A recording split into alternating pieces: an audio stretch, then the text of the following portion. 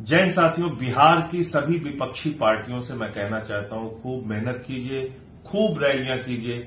मैं भी खूब मेहनत और रैलियां करूंगा। पार्टी के हमारे कार्यकर्ता भी रैली और मेहनत कर रहे हैं। लेकिन जो अज्ञानेश कुमार जी का योगदान है बिहार चुनाव में, उससे एनडीए के हक में फैसला तय हो चुका है। एनडीए की जीत पर उन्होंने पहले ही चुनाव के पहले ही मोहर लगा दी है, सर्टिफिकेट बांट दिया है, जो बात मैं काफी लंबे समय से कहता आ रहा हूं। ये एसआईआर के जरिए क्या खेल किया गया है बिहार में, 2-3 मिनट के अंदर आपको समझाने का प्रयास करूंगा। एसआईआर के जरिए क्या दावा किया गया था? घुसपैठिए आ गए, इनको तो भगाना है, बांग्लादेशी आ गए, रोहिंग्या आ गए, यही तो चिल्ला रहे थे भाजपा वाले। आप जाकर पता कर लीजिएगा, जितने भी मतदाता सूची में नाम थे, भारतीय जनता पार्टी ने एक भी नाम पे शिकायत नहीं की कि ये घुसपैठिया है या विदेशी है। एक भी नाम पे शिकायत नहीं की। पहली बात। दूसरी बात, जब अभी जो ये voter list, final voter list आई है, जिसके बाद अज्ञानेश कुमार जी के मुंह में ताला लग गया है, उनके मुंह से आवाज नहीं निकल रही है। पता है आपको कितने विदेशी नागरिक मिले पूरे बिहार के अंदर? 315। कितने मिले? 315। और उन 315 विदेशी नागरिकों में ज्यादातर हिंदू हैं, 78 मुसलमान हैं।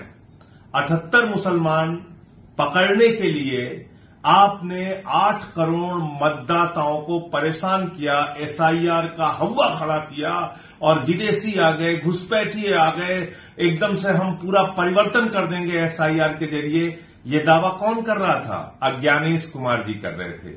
इसलिए उनकी मूर्खता और अज्ञानता पर मुझे हंसी आती है। हालांकि वो बहुत चालाक आदमी है।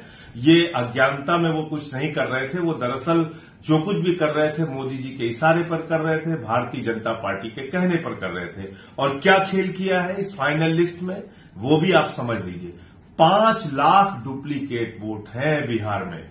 जो मौजूदा सूची हुई है, जो फाइनल हुई है सूची, उसमें 5 लाख डुप्लीकेट वोट हैं। यानी कि एक मतदाता 2 जगहों पे, ऐसे 5 लाख मतदाता है।